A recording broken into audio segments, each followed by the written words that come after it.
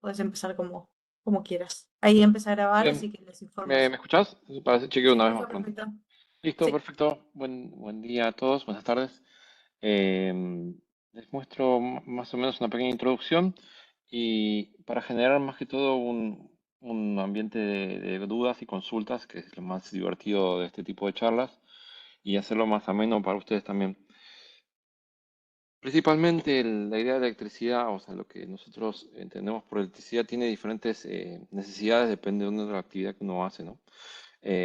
Por ejemplo, las empresas petroleras, las empresas que se encargan del suministro de agua, sin no tener luz, no solamente es el efecto de la energía no suministrada, sino también hay un servicio asociado que genera un inconveniente adicional. Entonces, por eso es importante que sepan que todo este tipo de tecnologías eléctricas están diseñadas para que no sea muy improbable perder la luz. O sea, para que sea una idea, existen muchas tecnologías para incluso predecir fallas a ese nivel, ¿no? Y a ver, las tienen disponibles para comercializar, o sea, no es que es algo que se está desarrollando, no es que está en investigación, es algo que es un producto que es vendible, digamos.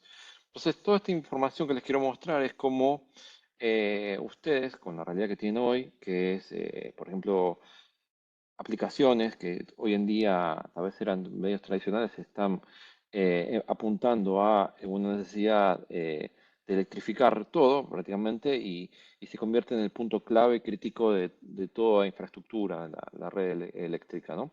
Entonces, por ejemplo, transporte, agua corriente, alimentos, también, ¿por qué no?, la industria del vidrio, lo mismo para asistencia médica y todo este tipo de servicios asociados a las comunicaciones lo hace crítico, ¿no?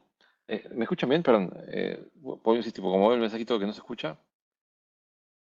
¿Me escuchás Yo te vos, Sol? escucho, Cristian, pero Ah, estoy haciendo un chequeo de que los asistentes también se escuchan. Ahora tengo la confirmación de que se escucha algunos y bueno, bien. algunos tienen un problema de audio. Les recomiendo que entren y salgan para ver porque la mayoría me está confirmando que se escucha bien.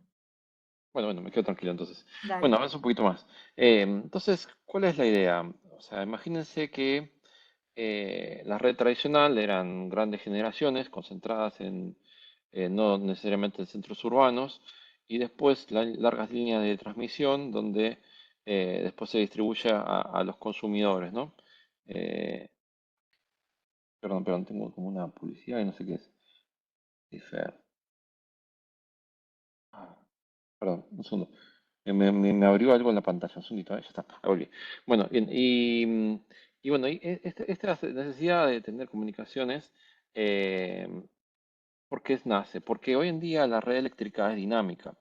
No hay un flujo de corriente constante desde un origen a un destino, no es un flujo directo, sino que es un flujo muchas veces bidireccional, dependiendo del consumo o dependiendo también mucho de los hábitos de las ciudades. A veces en la ciudad, en el centro urbano comercial, es donde se concentra el consumo durante el día y durante la noche es al revés.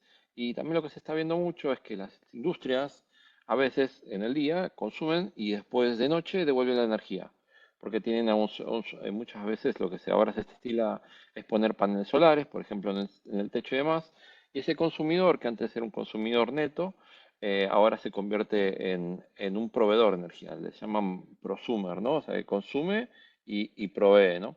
Este tipo de consumidores son más dinámicos, son más exigentes porque ya no es tan fácil de proteger las fallas, porque imagínense que si la falla está siendo alimentada de varios ángulos, o sea, desde abajo hacia arriba también, eso genera mucha complejidad y ahí aparece lo que nosotros mostramos mucho, que es la parte de comunicaciones.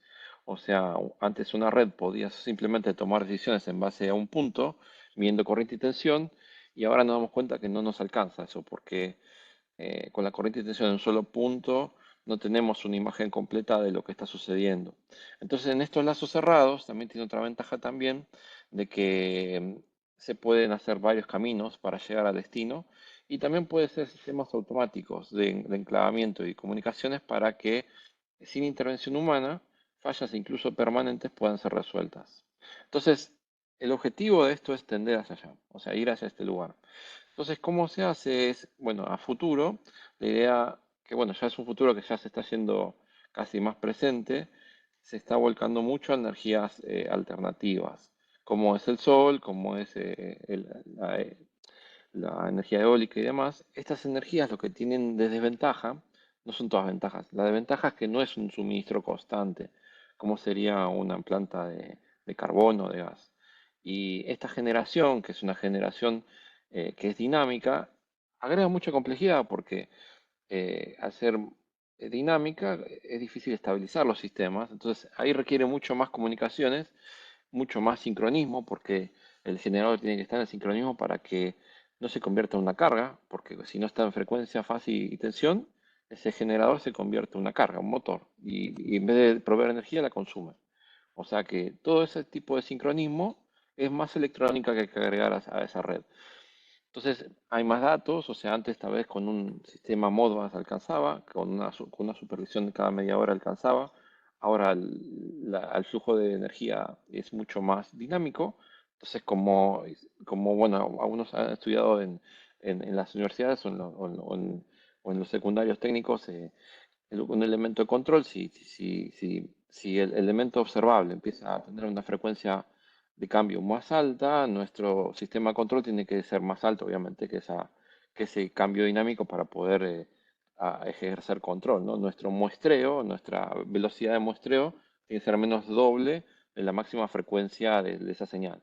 Entonces, todo eso implica más procesamiento, implica más electrónica que hay que poner y más inteligencia, lo cual no necesariamente implica más gasto, eso es lo importante que vean, porque con el advenimiento del microprocesador y la simplicidad de lo que son las máquinas virtuales y demás, mucha de esta complejidad va a parar a sistemas electrónicos donde ya los costos ya están amortizados, o sea que los chips que son ultra veloces, uno pone una máquina industrial y ahí puede poner sus algoritmos de inteligencia artificial eh, por una máquina industrial que se consigue y es estándar. No estamos hablando de cosas muy caras. Incluso la misma infraestructura que tienen ustedes, planeándolo un poquito más, podemos sacar un poquito más provecho. Eso es lo que siempre apunto, ¿no? De sacarle más jugo a lo que tenemos. Y obviamente si hace falta adquirir más cosas, pero principalmente tal vez uno tiene un equipo y no lo aprovecha al 100%. Y en parte esta charla es para generar esa curiosidad, por así decirlo, ¿no? Bueno, entonces la idea es que tener más flexibilidad. Entonces, vamos a hacer una imagen más para entender un poco el concepto. Si queremos mejorar algo, tenemos que tener un parámetro de medición. Entonces, dos parámetros que se estandarizan a nivel mundial, que son los que definen eh, la calidad de servicio, es la duración y la frecuencia de las fallas. D, que es la duración, y F, frecuencia. Una cuenta sencilla que la pueden ver, pero lo importante que quiero que vean es cómo se van comportando, ¿no? Entonces pueden ver diferentes países y cómo algunos países que ven acá que tienen peor desempeño que otros que están casi planchaditos, como por ejemplo Suiza. Y uno diría, bueno, es un tema del país y ahora vamos a entender que no tanto, porque lo mismo van a ver con el tema de la frecuencia. Nace más que todo por el tipo de red eléctrica. Si se fijan aquí, tienen mayoritariamente redes subterráneas y en el caso de Grecia, por ejemplo, van a encontrar una red mayoritariamente de intemperie. Entonces, la primera cuestión, decir, bueno, ¿cómo hago para mejorar mi calidad de servicio? Es, vayamos todo subterráneo con cables, entonces ahí no hay ningún problema. Problema resuelto, se acabó la charla acá y tenemos todo el tiempo libre. Pero ¿qué pasa? El problema es que es caro. Y hay zonas, como el territorio de Argentina, que es amplio, mucha larga distancia. Entonces poner cables es muy caro, porque el cable es muy caro, tiene un aislante más, consume mucho cobre y demás, o aluminio, como sea el material. Es caro, hay que hacer también la zanja cuesta dinero, etcétera, etcétera. Entonces siempre se volca por red aérea, es lo más simple de hacer. Y bueno, ahí tienen diferentes tipos de redes aéreas que habrán visto en diferentes lugares de la Argentina, por ejemplo, pero básicamente es un cable desnudo y con todo eso que lo implica, ¿no? Si es un cable desnudo, o sea, un cable de cobre, cualquier rama o elemento medioambiental o mismo la fauna o mismo un pajarito o un rayo o demás, todo eso puede tocar esas líneas que están sin aislante, porque el aislante básicamente es el aire, y bueno, en cada poste obviamente tienen los aislantes cerámicos, y con eso que tienen ahí van a generar mucho más fallas que la que tiene una línea subterránea de cable. Entonces, bueno, ¿cómo hacemos ahí? Bueno, alguien se dedicó el tiempo a estudiar el tema y descubrió de que esas fallas son temporales. Temporal significa que si interrumpo la energía por un pequeño lapso de tiempo, ese arco se extingue, la ramita se quema, se cae del piso y vuelve a poner energía y todo resuelto. ¿Cuánto es el tiempo? Y a veces estamos hablando de 0,5 segundos o 2 segundos, 5 segundos. No mucho más que eso, no estamos pensando en tiempos exorbitantes. Es lo que estandarizaba, lo que se estandariza, no significa que tiene que ser siempre ese tiempo. Entonces hacen reintentos, hago uno, dos, tres, y ahí dicen, bueno, listo, ya ahí quedó. Entonces, esa es la estrategia, o sea, ya sea o separar los circuitos para que vaya menos usuarios, si se acuerdan un poco de lo que les mostré acá en la fórmula, todos estos índices dependen de la cantidad de usuarios, de cantidad de clientes. Entonces, si yo quiero mejorar la calidad de servicio, cada vez que aparezca un problema, si tengo menos usuarios, el problema va a ser menor, obviamente, ¿no?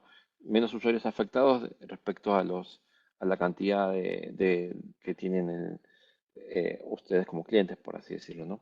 Entonces, ya dijimos, subterráneo es una, manejo de vegetación es otra, y la última que tenemos es la opción de utilizar redes obviamente aéreas con algoritmos que ven aquí, que son algoritmos especiales para poder detectar estas fallas cuando son permanentes o temporales. Entonces, volviendo a esta estrategia, imaginemos un ejemplo. Un ejemplo sencillo de tres subestaciones y clientes que están en una línea, es una línea que están interconectada. Entonces, una red tradicional es un seccionador cuchilla, manual, estándar. Entonces, básicamente, lo único control que hay es en su estación y después implica que la cuadrilla tiene que ir hacia el lugar y generar toda la tarea de interconexión. Esto es un trabajo extra que implica hombres, es mano de obra y por lo general el gran problema que tiene esto, primero que bueno, movilizar ese tipo de maquinaria eléctrica es muy cara, no son autos comunes, o sea, los carritos para mantenimiento de línea aérea es un gasto enorme porque es el costo de mantenimiento, o sea, cada movimiento del personal, no solamente las horas hombres, sino también todas las herramientas que tenemos que mover hacia el lugar. Y eso también es un costo ahí asociado, o sea que cada interrupción y cada persona que mueve una llave manualmente, tenemos que pensar en toda esa gente que tiene que moverse y la tripulación con el carrito y además consideren que cuando suceden este tipo de cosas, eh, en el 90% de los casos es porque hay un temporal, hay lluvia y demás. Entonces no es el mejor momento de hacer este trabajo. Y como sabrán, siempre ese momento de mucha lluvia y demás no se suele trabajar, a menos que sea súper, súper crítico. Y bueno, entonces se espera que la falla dure días hasta que se recupere la energía, ¿no? Entonces, ¿cómo hacemos? La solución es sencilla, son equipos de hace 20 años, o sea, no estoy innovando en esto, el equipo es estándar, las normas estas son muy estándar también, son equipos que están basados en norma IEEE, o sea que tienen la seguridad de que son laboratorios internacionales certificados y que no necesariamente somos el proveedor único de estos equipos, o sea, es un equipo estándar. Obviamente, por tantos años que tenemos en el mercado, nos convertimos en líderes en esta tecnología, pero no necesariamente es algo que lo saca, digamos, de lo que habitualmente se utiliza. O sea, es una ventaja siempre estandarizar porque el soporte, las herramientas y todos los software que están disponibles para trabajar están básicamente resueltos.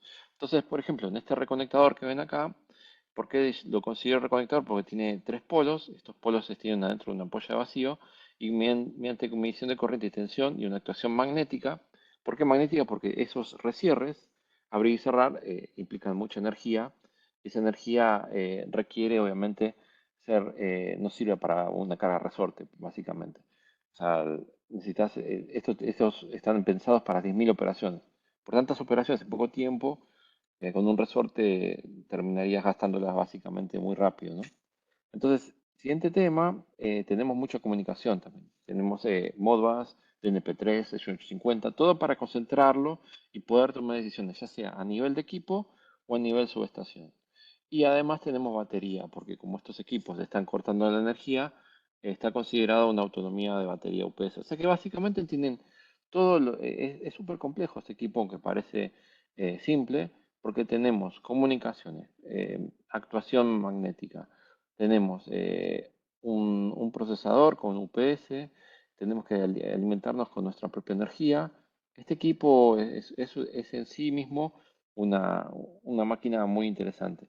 Y bueno, y esto nos tiene que asegurar una operación de 10.000 veces. O sea, 10.000 veces tiene que operar este equipo. Después tenemos el seccionizador, que básicamente lo que hace es, el primer equipo se encarga de interrumpir las fallas, por eso tiene ese tamaño grande. Este equipo es el que se encarga de seccionalizar. Recuerden, el SAIDI-SAIFI, la menor cantidad de clientes afectados me va a impactar positivamente en mis índices. Entonces, lo que trato de hacer es cuando ya la falla es inevitable, trato de que afecte a la menor cantidad de clientes. Entonces, con este equipo, que es un seccionalizador motorizado, podemos reorientar la energía y quitar el pedacito de red que afecte. O sea, es como sería cirugía, digamos, como un cirujano, tratamos de sacar la parte afectada para que no dañe a las otras partes de la red.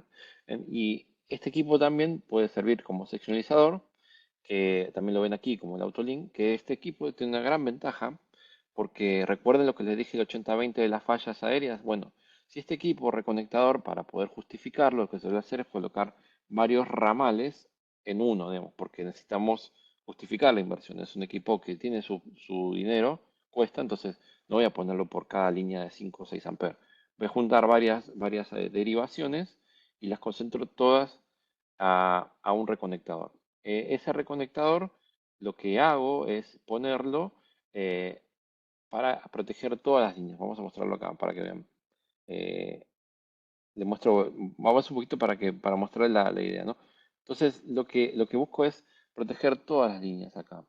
Y en cada derivación se coloca un autolink. Y esa ventaja, lo que tienen ustedes es que mantenemos el 80-20, o sea, logramos que el 80% de las fallas transitorias eh, se curen, el 20% se van a aislar a través del seccionalizador, como ven acá, y además evita que este se entre en bloqueo, que le llamamos, ¿no? Entonces, en una falla transitoria, incluso aguas abajo del equipo, van a ver que el equipo eh, continúa energía, no hay ningún problema. Y si hay una falla permanente, el Autolink va a seccionalizar. Con la ventaja adicional de que este equipo no produce arco eléctrico, o sea que no genera ningún tipo de diseño forestal. Esto sí, porque van a generar una deflagración, como si fuera un cañón, saca su fuego hacia abajo. Y esto es operación sin energía, o sea que la base portafusiles tampoco se va a dañar. Incluso en las fallas más tremendas, este se va a comer toda la energía y este va a operar tranquilamente como si no hubiera pasado nada, a pesar que la falla pasó con 8.000 amperes. En este caso, una falla 8.000 amperes con un fusible es alto movimiento que toda la base se contornea, se mueve como si fuera un flam, ¿no? Esa sería la idea de este proceso. Pero quería volver un poquito más para atrás para que vean, porque es más que esto para poder explicarles el concepto del Autolink. Entonces, este es un equipo que se mide corriente, permite tener una base cathode básica, no tienen que comprar nada especial, o sea, lo reemplazan y no provee comunicación, pero la idea básicamente es esa, poder prevenir que el otro equipo se bloquee. Entonces, básicamente con estos tres elementos, que entiendo que muchos de ustedes ya cuentan, incluso de marca B o otras marcas, no necesariamente necesitan todos que sean AB, pueden optar por, no sé, ya tengo sincronizador de X marca, puedo optar por este equipo y completar nuestro esquema de protecciones, entonces ahí ir hacia un nivel más, digamos, de seguridad, porque tener el interruptor, que es el reconectador, y el seccionador, por ejemplo, porque si tuvieran la necesidad de tener doble entrada y una salida, imagínense, no sé, quieren ir a darles energía a una fábrica que es muy crítica porque sin energía no pueden trabajar y pierden mucho dinero porque es todo el personal ocioso, ¿no? Entonces le llegan dos líneas de media tensión y este equipo hace la transferencia automática cuando hay un problema y se lo manda a la fábrica. Ese equipo es propio de ABB, se llama NXBD, ven, tienen una salida, dos entradas. Es una gran ventaja, ¿ven? Siguiente tema. Por ejemplo, si quiero detectar fallas, también es importante. O sea, tengan en cuenta ustedes que eh, hay toda una magia acá de poder detectar bien, porque el control se basa en una buena detección. O sea, no puedo tomar decisiones sin tener una buena detección. Entonces, lo que yo más o menos traté de hacer acá para poder explicar bien esto y entenderlo, que lo entiendan bien, es el tipo de fallas va a generar diferentes lógicas. Básicamente, sin ir mucho al detalle, si ustedes tienen una falla de muy alta corriente, no conviene hacer resierres. ¿Por qué? Porque estás estresando a todos los elementos, el transformador, los cables, todo. ¿Cuánto es muy alta corriente? Y bueno, estamos hablando de 600 amperes. Para arriba, es muy alta corriente, no se justifica. Ahí directamente vas a bloqueo.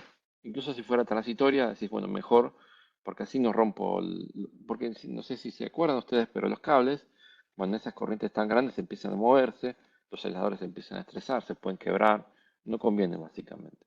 Para muy alta impedancia, ahí es otra historia, porque hay personas, obviamente, alrededor de las líneas en todos lados. Entonces, una falla de alta impedancia puede ser que hay un auto sin querer eh, toca uno de los postes, se cae el cable y está tocando justo el cemento o el pavimento. Eso se considera muchas veces una falla de alta impedancia. No solamente es en la parte de auto, pero es lo más fácil de explicar, digamos, pero puede ser en cualquier tipo de industria petrolera y demás, que un cable por el viento se soltó y quedó tocando el suelo. Y esos suelos que son muy secos no generan una falla de alta corriente o suelos arenosos y demás. Y eso genera de que es un riesgo porque el cable va a seguir energizando la tierra. Entonces una persona que camina, incluso sin tocar el cable, estando cerca, se puede electrificar y morir. Entonces, por eso es importante detectar las fallas de alta impedancia por seguridad. ¿Y ahí conviene hacer reserras? No. Ahí directamente voy a bloqueo. ¿Por qué? Porque no querés jugar con la suerte de uno, entonces lo que querés es directamente minimizar el riesgo. ¿Cómo se hace eso? Básicamente tenemos protecciones de medición de tensión que detectan la discontinuidad de fase, o sea, ve la secuencia positiva o negativa. Los entendidos en parte de energía eléctrica pueden ver los conceptos de I0, I1 y 2, y con esos valores, incluso también para lo que es tensión, podemos detectar cuando hay cables cortados, incluso hay algoritmos para detectar alta impedancia.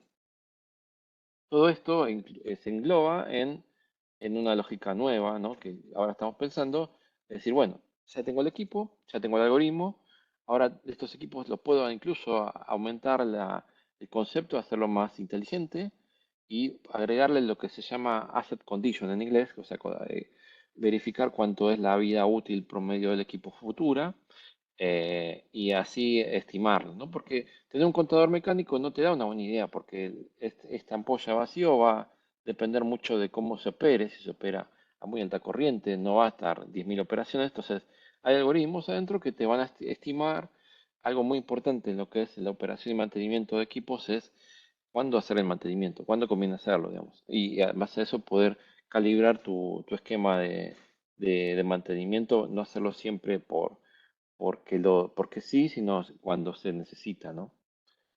Bien, siguiente paso. Bueno, lo mismo pasa con el Autolink. Tenemos una lógica que piensen que estamos cambiando un alambre a un elemento que te dice los eventos, cuánta corriente pasó, qué le sucedió a la línea. O sea, le damos mucha más inteligencia. Y no necesariamente es muy caro, porque si ustedes piensan en toda esa movilización de una cuadrilla para ir a cambiar el fusible, en el primer viaje ya pagaron tres de estos equipos. Es solo un viaje. O sea, uno piensa en el elemento consumible de cobre, dice nunca vas a competir, pero hay que pensar en todo el costo asociado, no solamente en alambre, sino que cuando se quema el alambre hay que ir a reponerlo y ese es el verdadero esquema de repago de este tipo de tecnologías. Em, bueno, muy bien. Esto lo salteo porque yo lo acabo de explicar y vamos a diferente lógica esta. La idea de una red inteligente es que cuando están todos intercomunicados, los equipos pueden tomar decisiones autónomas. O sea, sumado a lo que les decía de que poder telecomandar, o sea, poder tener un centro de control y poder con una botonera abrir y cerrar los equipos en base a cómo ve la falla, podemos hacer que eso sea automático. Y sumado un poco más, podría ser hasta que sea, que podríamos anticipar la falla una semana antes. ¿Cómo lo hace? Usted dice, no, esto es un delirio. No, tiene sentido. Porque imagínense, como todo efecto en la naturaleza, empieza pequeño y van haciendo grande. Nuestros elementos de protección solo disparan cuando el evento ya está maduro, por así decirlo. Pero como ahora hablamos en el principio de que la lógica y el procesamiento, entre comillas, es mucho más económico que antes, porque bueno, siempre es un costo, pero no vamos a comparar lo que era antes, y sumado a que ya vamos a ponerle un segundo nivel de procesamiento, no es solamente un microprocesador embebido, sino que una computadora industrial, esa computadora industrial va a ver todas las señales analógicas y va a poder estimar cómo esas pequeñas perturbaciones van evolucionando. Y en base al crecimiento, como van haciendo, te puede estimar, en base, es como una proyección, ¿no? La velocidad del impacto, ¿no? Sabiendo la aceleración, sabiendo dónde está el muro, que es tu límite de disparo, digamos, sabes el tiempo. Básicamente es eso. Es como física uno, ¿no? Sabes la velocidad del muro y sabes cuándo vas a golpearte con el muro, ¿no? Básicamente. Entonces, esta es la lógica. Cuando aparece una falla y teniendo todo este automatismo, nosotros podemos decidir y todos sentados y cómodos dentro de una oficina calentita o fría, dependiendo del clima, ¿no? A ver si hace mucho frío, conviene ser calentita, bueno, viceversa, ¿no? Pero bueno, esta es la lógica. Entonces, imagínense que uno piensa, bueno, tengo que invertir, pero tal vez yo tengo el equipo reconectador o tengo ya ese equipo sincronizador y lo único que necesitan es tener una red de comunicaciones. O tal vez tengo el equipo de reconectador y la comunicaciones y me falta solamente el sistema de control. Entonces, lo único que les comento es que tal vez con un poquitito más de tiempo, a veces ni siquiera es inversión, porque a veces ya tengo los equipos, o de inversión, obviamente, con la ayuda nuestra de ABB, podemos tener un sistema completo, inteligente y autocurable, lo cual lo hace más dinámico y mucho más interesante, porque cuando uno sale de la lógica de apagar incendios, puede convertirse en pensar más a futuro y creo que es lo que todos soñamos, ¿no? De alguna manera. Y bueno, básicamente siempre hay fórmulas para repagar esto. Eh, Cualquier equipo de estos es fácil de hacer el repago porque lo que se hace es ver cuántas fallas suceden por día en una sección, digamos, que todos los sistemas de tickets de las empresas eléctricas o mismo de las industrias, todos saben el costo por hora no suministrar energía o en una industria la hora ociosa, digamos, saben cuánto es el costo.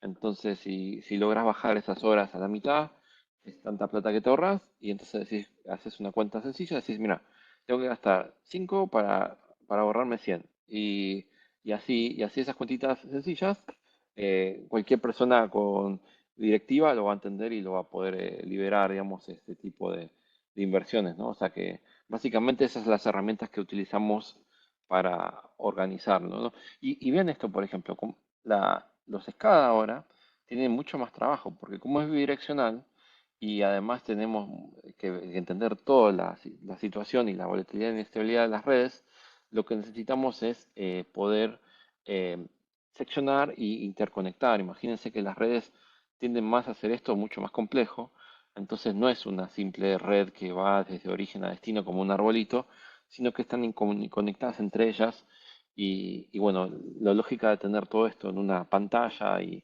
idealmente si se pueden telecomandar. Y sumado a esto, les quiero sumar una cosa más, tal vez no complicarlo, pero sí explicarles de que cuando nosotros agregamos acá nuevos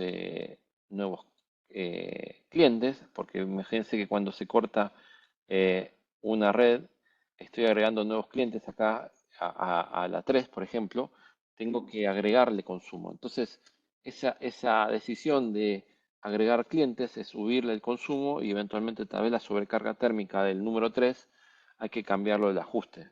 Todo eso se puede hacer automático, ¿no? Así que tengan en cuenta ese tipo de lógicas para automatizar su red. Eso de cambio de ajustes, eso de comunicaciones, créanme que los equipos de hace 20 años lo tienen. Simplemente hay que poder configurarlos y nosotros obviamente estamos para ayudarlo en ese sentido. Y bueno, obviamente lo que vean más interesante. Por eso me quiero ir más a las consultas. No sé si Ol, me escuchás, así vemos las consultas que me parecen más lo más divertido. Sí. Por ahora no hay consultas, tal vez, porque si querés damos unos minutos para ver si ahí surgen algunas consultas en específico Ujú. y si no esperamos un poquito más. Sí. Aprovecho este tiempo para contarles que la grabación junto a la presentación la estaremos compartiendo vía mail a todos los inscritos, así que no hace falta que la pidan y a su vez también estamos ofreciendo, si es que lo necesitan, un certificado de participación de la capacitación. Eso lo pueden pedir directamente al disertante o mismo a mí, a mi mail que ahora lo dejo en el chat para que lo puedan solicitar si lo necesitan. Por ahora no hay preguntas, sí hay mucha gente que te dice que una muy buena disertación, así que quiero compartir Muchas esos gracias. Y comentarios y no sé. me gustaría mostrar un poquito más, ya que Dale. los veo motivados. Voy a compartir de nuevo una presentación, otra. Dale. Justo No en sé este si lo ven. momento surgió una pregunta de Juan, así que aprovechamos para responderla, que Sí, cómo pregunta no. que la rejilla es solo para tendidos urbanos. ¿Cómo, cómo Bueno, cómo eh, soluciona un tendido rural? Pregunta. eso es interesante, ¿no? Porque depende mucho, porque hay países que ponen las redes aéreas en zonas urbanas y hay países que definen las zonas densamente urbanas poner redes subterráneas. Así que ya lo apunto a países porque, por ejemplo, un ejemplo porque siempre uno asocia y dice, no, no puede ser, pero por ejemplo, en Estados Unidos, la mayoría de las redes son aéreas, incluso en zonas urbanas, que yo diría densas.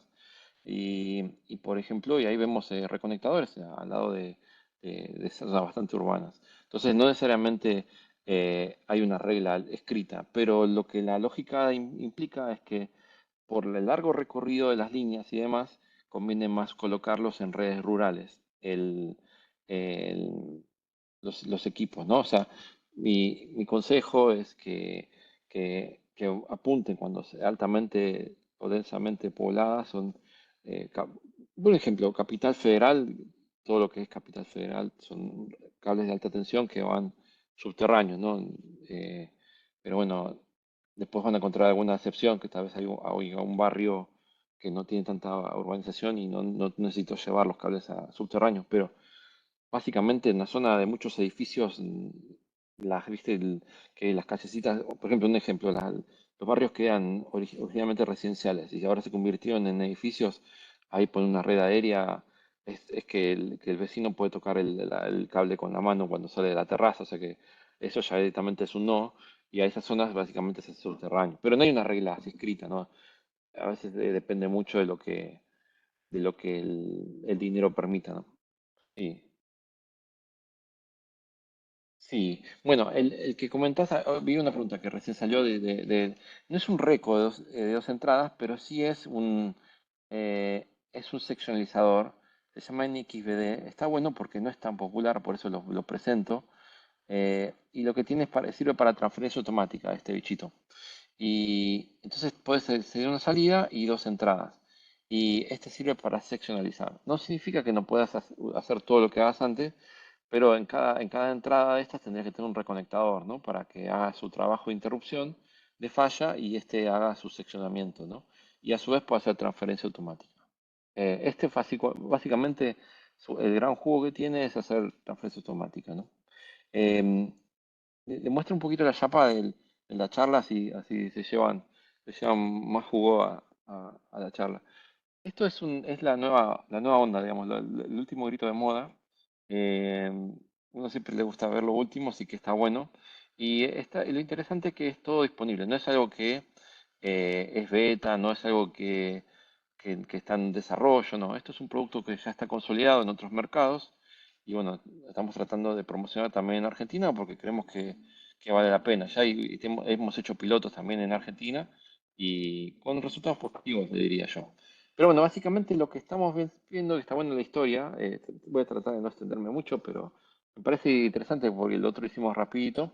eh, los microprocesadores, o sea, imagínense que antes eran todo electromecánico, los relés, entonces era un pedazo de alambre que tenía su calentamiento y eso era la curva de protección, por así decirlo.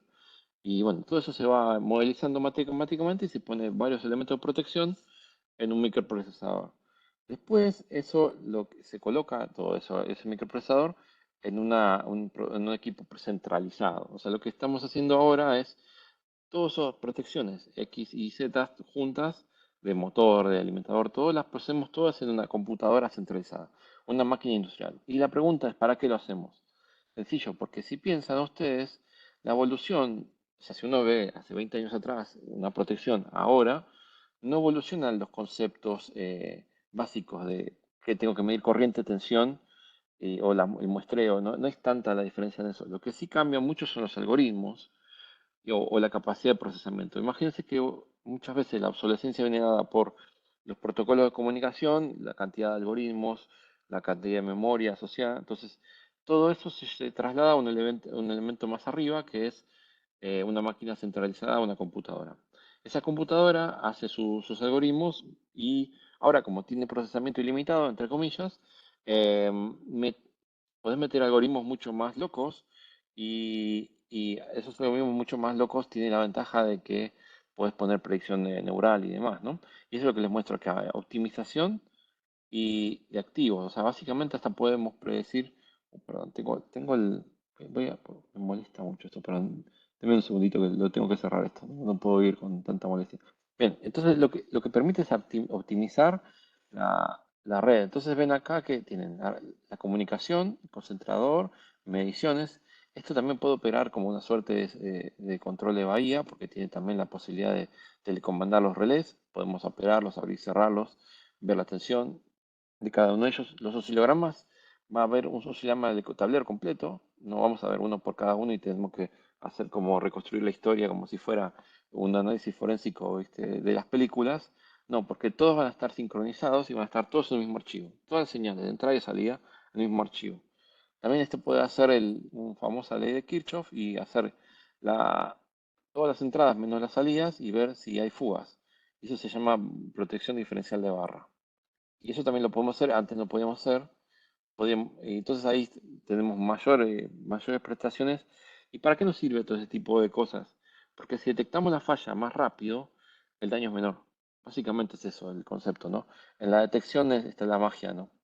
Eh, y bueno, y este es nuestro portafolio de protecciones, que ahora tenemos protecciones múltiples, que ya no era esa familia aplicada en cada aplicación, sino que es una que hace todo y que básicamente se puede telecomandar y configurar.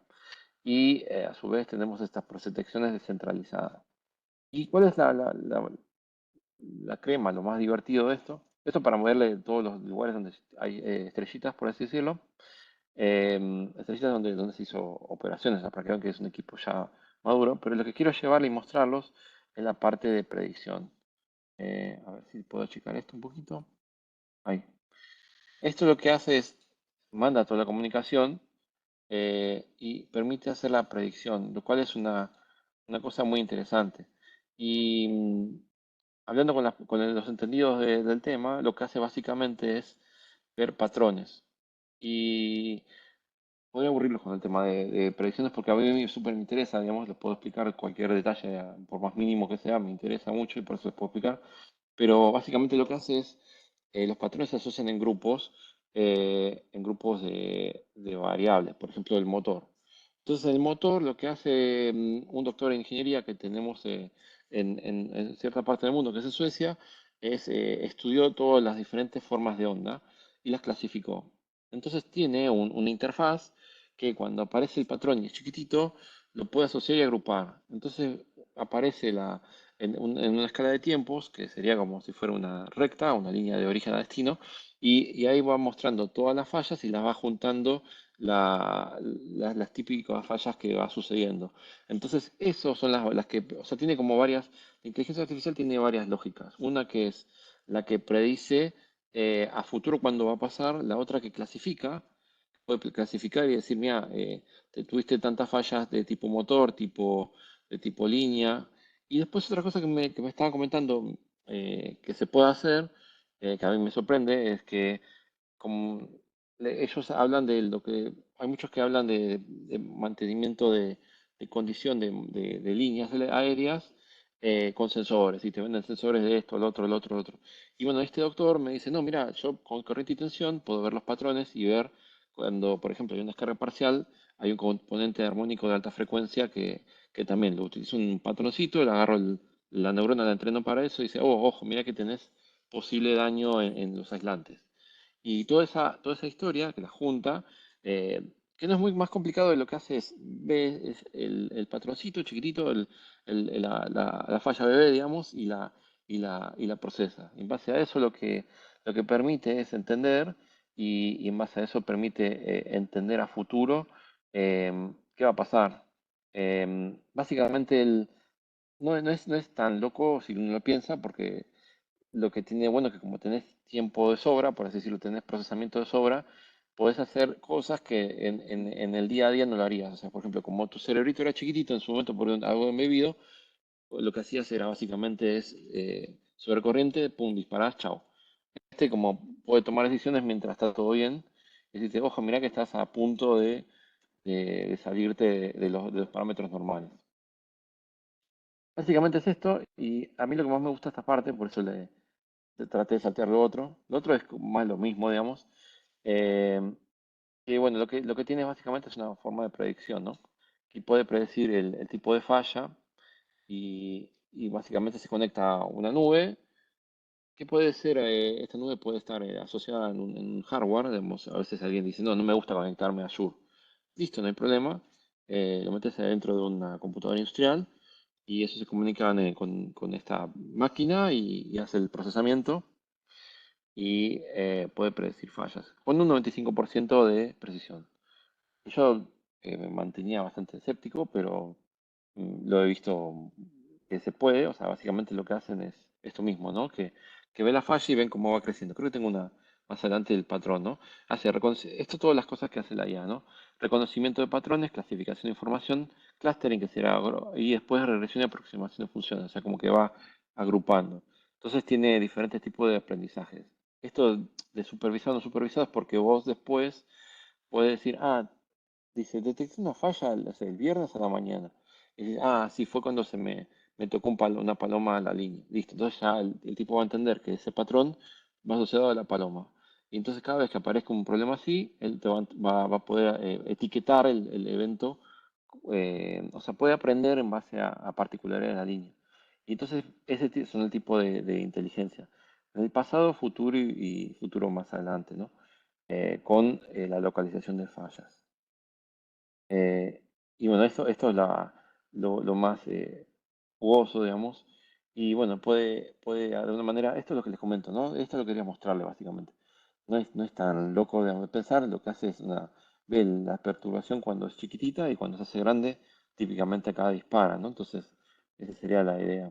Y este es el bloque mágico, que lo que hace es medir corriente y tensión y junta. Sí, esa es la pregunta, buena pregunta, la de Ignacio. O sea, ¿qué hace esto? O sea, básicamente todo el procesamiento duro lo hace el SC600 y lo convierte en un archivo que es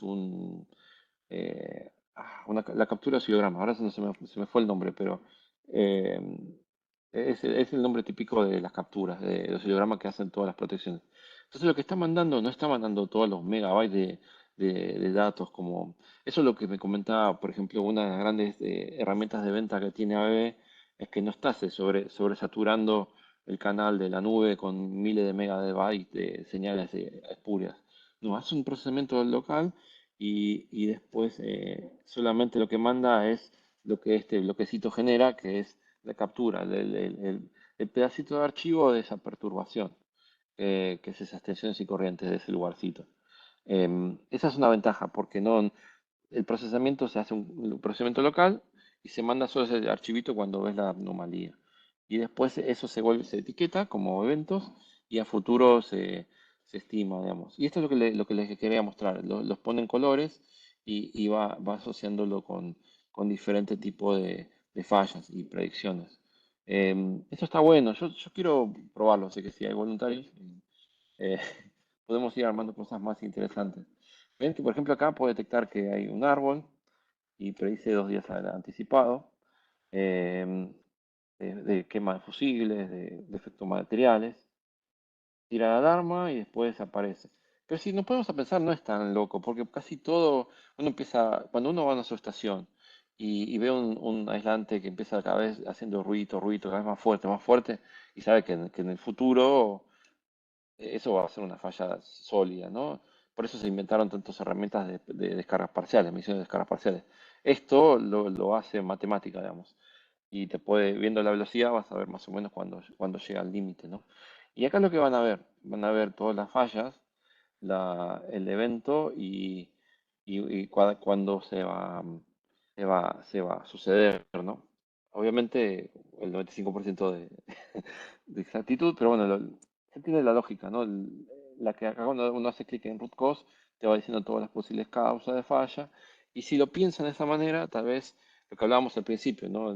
No ir solamente eh, manejando por la línea y gastando dinero inútilmente, sino que con esto te va a decir en el futuro cuál es tu línea más conflictiva. No solamente vas a depender de la cantidad de tickets de clientes, sino que vas a tener un dato más certero de cuál es falla y vas a saber a futuro, me conviene si me llegan 10 pesitos, dónde los voy a meter? Casi siempre es así, ¿no? Siempre uno tiene menos dinero que el que necesita, entonces cuando va llegando una partidita de dinero, sabe dónde apuntarla porque es donde mayor impacto hay. Que por lo general, si vos lográs convencer de que con un poquito de dinero haces mucho, te van a dar mucho más dinero. O sea que esta herramienta es muy buena para ese tipo de juegos también, ¿no? Eh, así que bueno, nada, esa sería la historia. ¿Dudas? ¿Consultas? Esto espero que haya activado más consultas. A ver, Creo que las fuiste respondiendo a medida que iban surgiendo, así que por ahora no buenísimo. hay. La última que me apareció es la de Ignacio, que sé que la respondiste, Sí, así que por ahora estamos esperando. Si no, de vuelta, hay gente comentando de que fue una muy buena charla, así que de vuelta quiero compartir eso.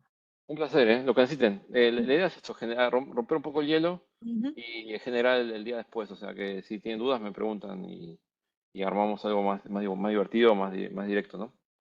Eso, Eh, cuando estaré compartiendo las presentaciones y la grabación, también va a estar el contacto de Cristian, así que también pueden ir directamente a consultarlo con él. y pues este formato es como que de una sola vía Sí. y está bueno escucharlos, ¿no? Porque de ahí no surgen las ideas, ¿no? Así que mil gracias por todo. Bueno, si quieren, vamos cerrando por hoy. Vuelvo a agradecer a todos por la presentación, a vos, Cristian, por la Un presentación y por placer. la disposición de la charla. Sé que justo fue un momento incómodo para Ah, sí, porque estoy en obra, organizacionalmente, pero bueno, pero la vida. sí, sí. Todo bien. Así que nada, gracias a todos y que tengan un muy buen resto de la semana que queda cortito, pero gracias a todos. Buenas Un placer. tardes. Chao.